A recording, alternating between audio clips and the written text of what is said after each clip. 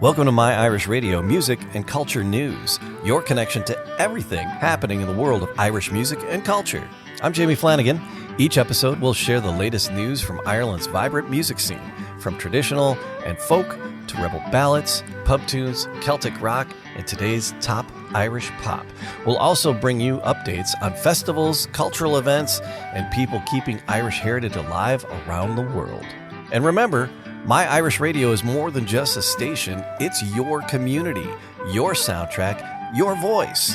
You can listen 24/7 at myirishradio.com and through the links in the podcast description below. Here's the best part. You can be part of it.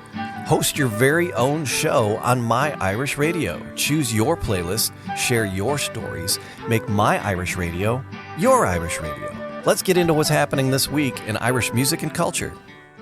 Today, we've got a really fascinating and I think pretty complex stack of source material in front of us. We do. It's all focused on the creative pulse of Ireland right now. And we're not just going to give you the highlights. We're really going to try to give you a complete kind of nuanced understanding of what's driving Irish artists, authors, everyone, really. Right. Our mission here is to give you a shortcut, to being genuinely well-informed on this. Yeah. Because this collection of sources, it's remarkable. How so? Well, it highlights this dynamic, almost contradictory tension.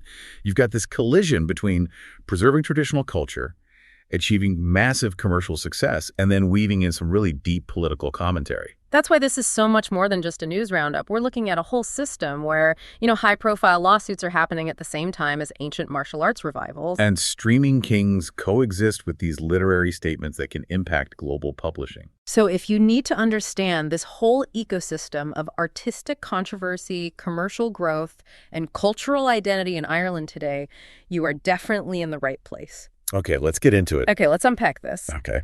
We really have to start in the music scene. According to our sources, it's defined by some significant conflict and, immediate crisis right now. It really is. It shows just how high the stakes are for artists. And it starts with a legal situation that is pretty much unprecedented. Yeah, the UK rapper Bob Vylan is taking Ireland's national broadcaster, RT, to court. This is high-stakes stuff that just broke on December 10th. And the core of it, the complaint, it's all about RT's coverage of his set at Glastonbury, his very politically charged set. Right, and this is so much more than, some celebrity complaining about a bad review. Exactly. This is an artist actively suing a major state-funded institution over how they interpreted and reported on his cultural expression. It really forces a public conversation, doesn't it? Oh, absolutely. It pushes that boundary, between journalistic coverage and maybe editorializing that damages the artist's reputation or their message. So the significance here is huge. Huge. An international artist challenging the national broadcaster in an Irish court over performance coverage. It implies a real demand for accountability from these big media institutions. Especially when they're dealing with art that's meant to be intense or confrontational. Exactly. And however the courts rule, it sets a clear precedent.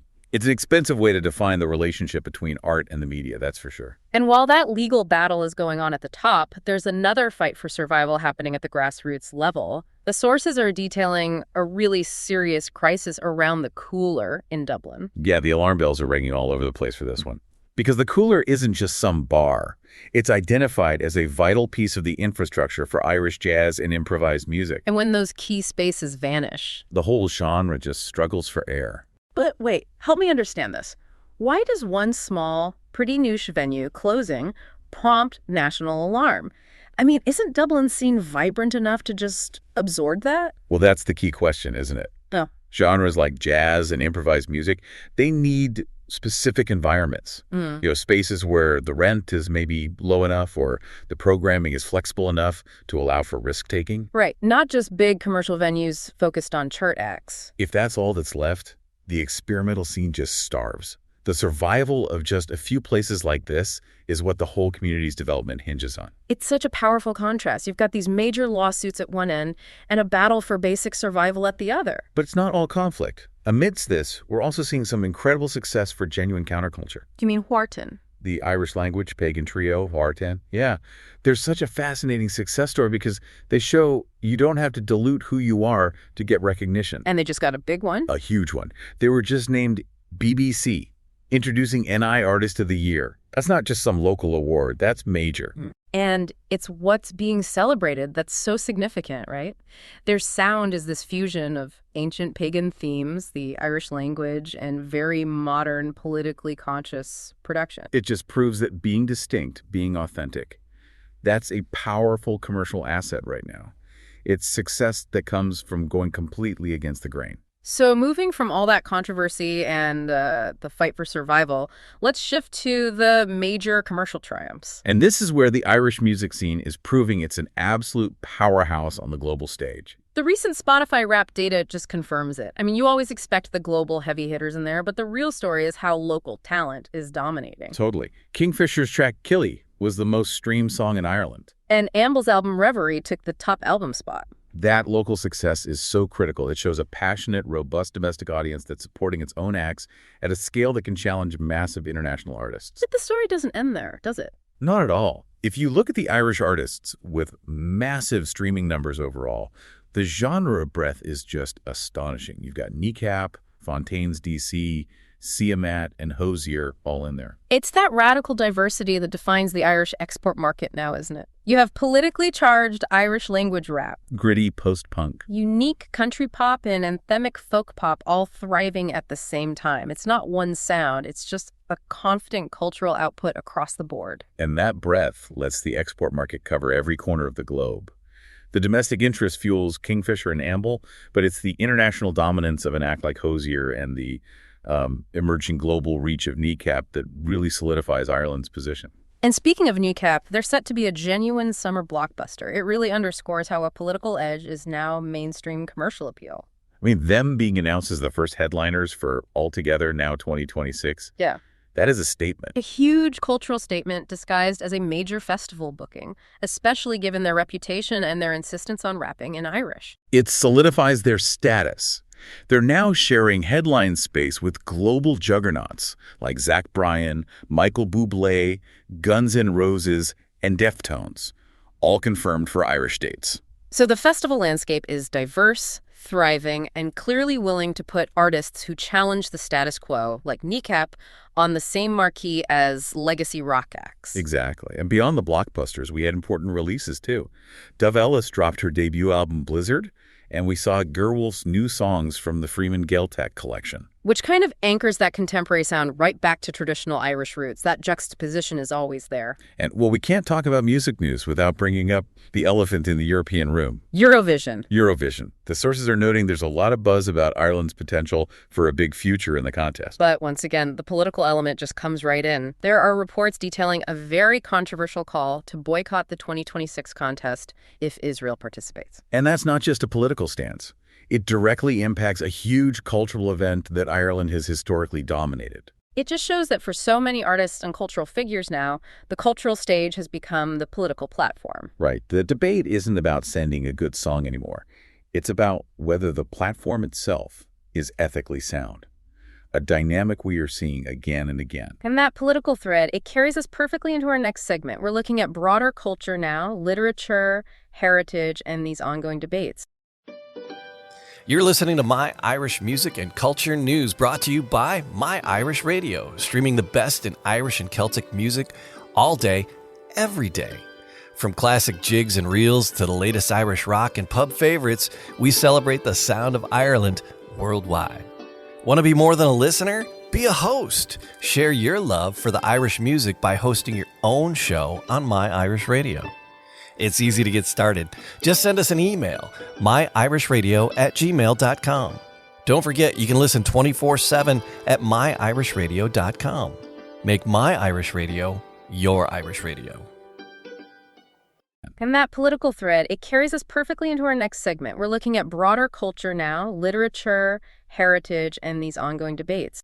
And probably the best example of this blend of art and activism is the author Sally Rooney. A huge name. A huge name. And she's made a very specific, very actionable statement. She has stated she cannot publish in the UK while the organization Palestine Action is banned. That is such a powerful move. It's not some generic celebrity tweet. It directly restricts her commercial market. Her publishing choices, everything. This is where the cost of principle meets commercial reality, head on. So what's the implication there? Well, what's fascinating is seeing these high-profile authors use their platforms to enforce political positions on the publishing markets they operate in. It pressures the big publishing houses, these multinational corporations, to confront their own policies on activism and global conflicts. It's a bit like Bob Vylan suing Arte, isn't it? It's a wider push for institutional accountability, leveraged by famous individuals. Exactly. And meanwhile, this politicization, it extends down into the most local cultural events. Even Dublin's Winter Lights Festival is now facing culture wars accusations. It seems like every public cultural expression, from a rap show to festive lighting displays, is now viewed through this heightened political lens. Nothing seems to be apolitical anymore. And then in Northern Ireland, we saw a major legal shift that impacts cultural education. Yeah, a UK court ruled that Northern Ireland schools must teach faiths other than just Christianity. This is a really significant effort to incorporate cultural diversity and religious pluralism into public life and education. Acknowledging that broader range of identities across the whole island. Right. But despite all this turbulence, the soft power of Irish arts just continues to project globally. The sources confirm that. Tyrone Tradfest drew over 2,000 people, proving the appetite for heritage music is massive. Culture Ireland was supporting publishers at the London Book Fair. Irish artists were at SXSW in the U.S. And on screen, it's just domination. Irish stars were all over the 2026 Golden Globe nominations. And get this, a new animated film is being produced in both Irish and Welsh. That dual language project is a fantastic example of using modern technology to reinforce linguistic heritage. It's really emphasizing that vital link between Celtic languages and modern media. So we've spanned lawsuits and Golden Globes, but to really understand the current Irish cultural moment, we have to look down at the ground itself. Literally, our sources transition to deep history, highlighting this intense pride and heritage through ancient finds and resurrected traditions. And the deep past is constantly intersecting with the present in Ireland. We have two just spectacular, unexpected archaeological discoveries to talk about. The first one, and this is just wonderful, is a set of Bronze Age axe heads found by a farmer. Just by chance, while working their land. Can you imagine the scale of that? Something almost 4,000 years old just waiting there. And then completely separately, a Roman pot was found in County Dublin. These finds are priceless, aren't they? Not just for money, but because they provide these tangible links to ancient life. They remind you that the ground beneath contemporary Irish life is just layered with millennia of history. Yeah. And a Roman pot in Dublin. Well, that suggests connections far wider and earlier than many people realize. And what's so fascinating is that this physical discovery of ancient history is happening right alongside the deliberate revival of ancient traditions. Exactly. The sources report that Ireland's ancient martial art, stick fighting or battereet, is seeing a powerful resurgence. This is the continuity of history made physical. That's a great way to put it. You have a farmer finding Bronze Age tools, and at the same time, people are actively resurrecting a martial art that's been around since long before the Norman conquest. So it's a culture actively reclaiming its physical history, its heritage of self-defense, its customs. Absolutely. We also noted some important acknowledgments of cultural figures. Fionnula Flanagan celebrated her birthday, representing a lifetime of achievement. And sadly, we also reported on the funeral of Paul Costello, a pillar of the community. These events, they really anchor the current creative life by honoring those who built the foundation the current generation stands on. So if you look at the entirety of what we've just discussed, I mean, from a rapper taking a national broadcaster to court, to a jazz venue fighting for its life, to Kneecap headlining massive festivals, and a farmer uncovering Bronze Age relics. It's just a whirlwind of contrasts. And if we connect this to the bigger picture, it reveals a culture that is intensely focused. Ireland is redefining its ancient identity in a modern, commercial, and yes, a very politically charged world. It's an ecosystem marked by these extreme contrasts. Yeah. The political statement is often the commercial driver now, and the deepest history is often discovered completely by chance. And you, the listener, now have a full, comprehensive snapshot of that complex, highly charged, and enormously exciting creative landscape. You're now current on the commercial wins, the cultural debates, and the deep heritage discoveries shaping the island right now. But we want to leave you with one final provocative thought to consider. Given the overwhelming commercial success of artists like Kneecap, who are fiercely political, they embrace controversy. And you juxtapose that with the ethical commitment of an author like Sally Rooney, who will sacrifice market access for principle. So the question is, how much does overt political messaging really influenced the commercial viability and global definition of Irish art today? Is it still just a barrier? Or has it actually become the essential source of their global appeal and their cultural power? That's it for this episode of My Irish Radio, Music and Culture News. Thanks for joining us. And remember, you can hear the best in Irish and Celtic music 24 hours a day at myirishradio.com. If you ever dreamed of sharing your favorite tunes and stories, now's your chance. Become one of the hosts. Host your own show right here on My Irish Radio. Just send us an email. It's easy as that. myirishradio@gmail.com. Until next time, it's Jamie Flanagan. Keep the music playing and keep Ireland in your heart.